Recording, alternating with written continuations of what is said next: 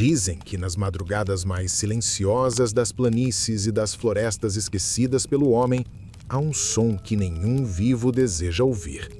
Um assobio lento, arrastado, que dança entre as notas agudas e graves como se fosse o lamento de um condenado. É o anúncio de que o assobiador está próximo. Aqueles que o conhecem de nome sabem que correr é inútil, pois ele não segue as leis do tempo ou da distância. Às vezes parece longe, distante como um eco perdido, mas se o som vier fraco e longínquo, reze, porque significa que ele já está atrás de você. Ninguém sabe ao certo quando a história começou, mas os mais velhos juram que tudo teve origem no século XIX, numa época em que a noite era mais escura e os pecados mais pesados. Era um menino, dizem, que vivia numa pequena fazenda com os pais e o avô. Era a criança mais mimada da região, e ninguém ousava contrariá-lo. Chorava, gritava e quebrava o que tivesse à frente até conseguir o que queria. Cresceu sem conhecer limites ou disciplina, até que numa noite fatídica, ao sentar-se para jantar, olhou para a comida simples que sua mãe havia preparado e torceu o rosto com desdém. Disse que não queria aquilo. Queria carne de veado, assada e suculenta.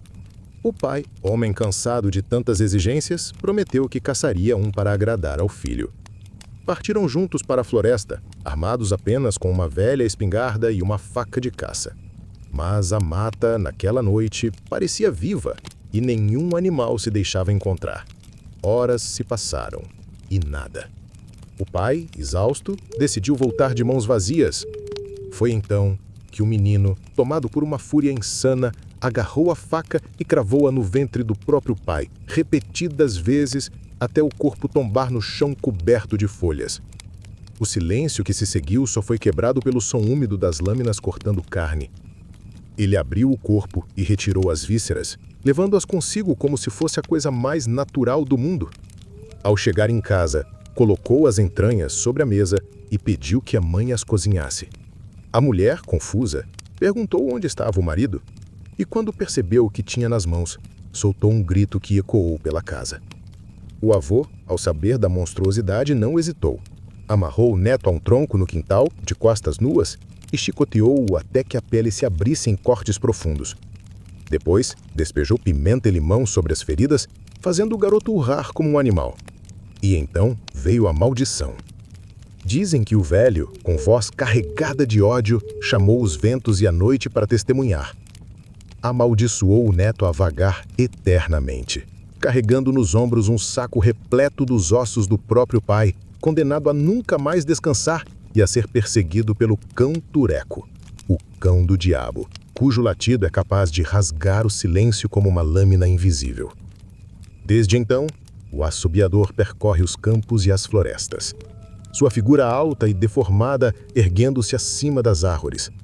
Do alto do seu casaco, os ossos do pai brilham sob a lua, enquanto o seu assobio, trágico melongo, se espalha pela noite, anunciando que alguém está prestes a enfrentar seu último mau agouro. Alguns afirmam que ele mede mais de 6 metros de altura, com pernas finas e compridas que se arrastam lentamente. Usa sempre um chapéu de palha gasto, que oculta parte de seu rosto cadavérico. Seus olhos, quando vistos, brilham como carvões prestes a apagar. O saco no ombro é velho e imundo, e dele exala um odor podre, de ossos velhos misturados à terra úmida. Dentro, dizem, estão não só os restos do pai, mas de todos aqueles que encontrou no caminho e adicionou à sua coleção. Há quem afirme que antes de entrar numa casa, ele para diante da porta e despeja os ossos no chão, contando-os um por um em silêncio.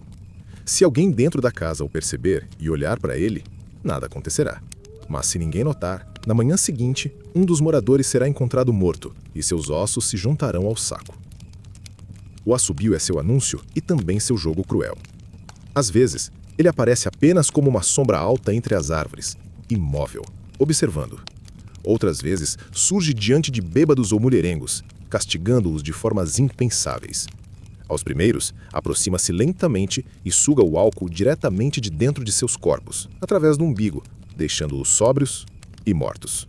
Aos segundos, arranca cada osso de seus corpos enquanto ainda estão vivos, empilhando-os no chão com paciência sádica.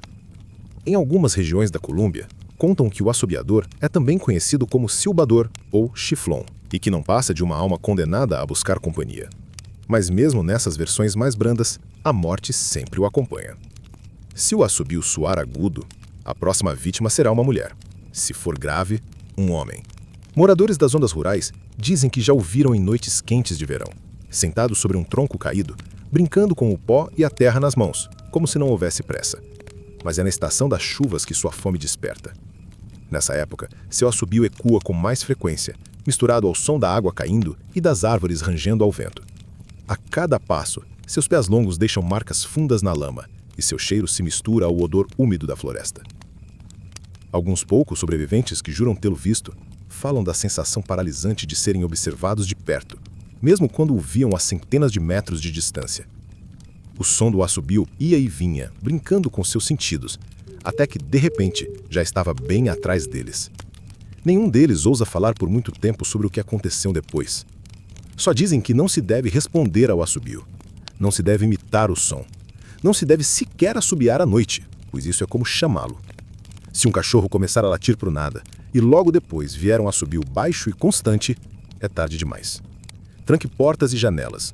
Reze o que souber e não olhe para fora. O assobiador gosta de contar seus ossos em paz. Ele não tem pressa, porque para ele o tempo não existe. A cada vítima, seu saco se torna mais pesado e seu assobio mais longo. E quando o som parecer distante, lembre-se, ele está mais perto do que nunca. E lembre-se, histórias como essa não são apenas lendas para assustar crianças. Algumas pegadas não somem na chuva. Então, se quiser continuar ouvindo relatos de horrores que talvez estejam mais perto do que você imagina, deixe seu like e se inscreva. Assim, quando o próximo assobio ecoar na noite, pelo menos você vai saber que não está sozinho.